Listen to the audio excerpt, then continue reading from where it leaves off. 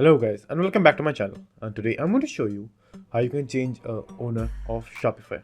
So before changing the ownership or transferring the ownership to someone else, what you have to do is just simply add the person which you're going to transfer your ownership as a staff in your Shopify store.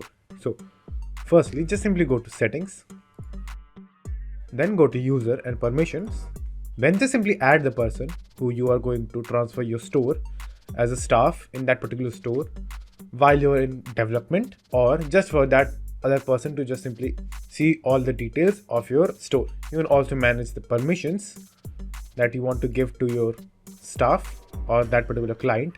So after doing all of that, just simply send him a request to join as a staff, and after doing all of that, just simply go to Shopify partners, and from there just simply go to stores.